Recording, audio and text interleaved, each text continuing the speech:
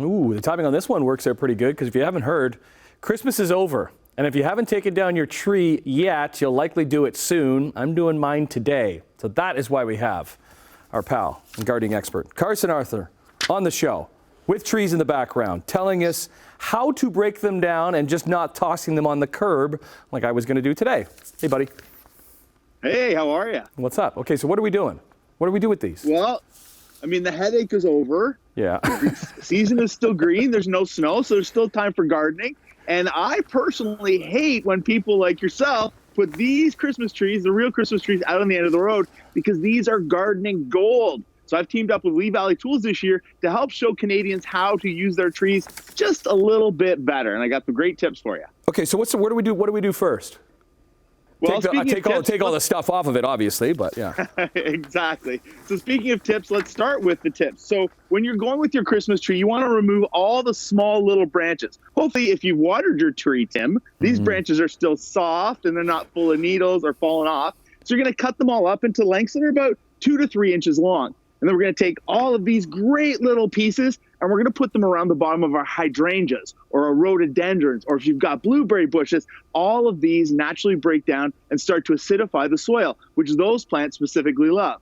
But more importantly, they add fiber to the soil, which means that in the summer, if it's really hot out, you're going to be using less water to keep those plants happy. So it's a win-win. You feed them and you save on a resource that we are limited. Is it good because it hasn't snowed yet and it is green? Like if there was snow on the ground, can we still do that? Yeah, you can still absolutely do that. It doesn't change a thing. It's going to take these little branches about a year to totally break down. So they're going to be under there for a little while. If there's snow first and then that snow melts and they naturally drop down, that's totally okay. With the bigger branches, though, that's where it gets fun. So when you've got your larger branches coming off the bottom of the tree, you're probably going to need a saw to remove them. So we're going to take all the larger branches off, remove those small tips, and then things like your dogwood that maybe you had in your planters. We're going to take all those branches, all the dogwood, and we're going to pile them at the back of the yard. What this becomes is a natural habitat for beneficial pollinators. Things like butterflies will climb in here at night and then come out in the day and help look after your flowers. This takes a lot longer to break down. You're looking at 3 to 4 years. But at the same time, it's a bit of a win-win because you created that habitat and you're feeding the soil at the same time. You're just stuffing them in the dirt, just packing them in there. Make a dome, make a pile, and put it at the back where you can't really see it. Maybe behind a shrub. Fantastic for your little butterflies. Maybe get the kids to help you out because they're looking for things to do. Okay, lastly, what do we do with the trunk? Oh, that's the best part. So the trunk itself, this is fantastic as firewood if you've got a wood-burning fireplace, but make sure to save the ashes from naturally burning wood. Those ashes are fantastic in the composter or in around your vegetable garden because they add tons of nutrients, lots of minerality. But if you're a bird lover like me, you can take that trunk and you can make a simple woodpecker feeder. All I've done is done some pilot holes in here, right? Put a simple lid on, just a hook. Fill this with suet. The birds hang on this. You can feed them all season long. And then when you're done, you can burn it after that.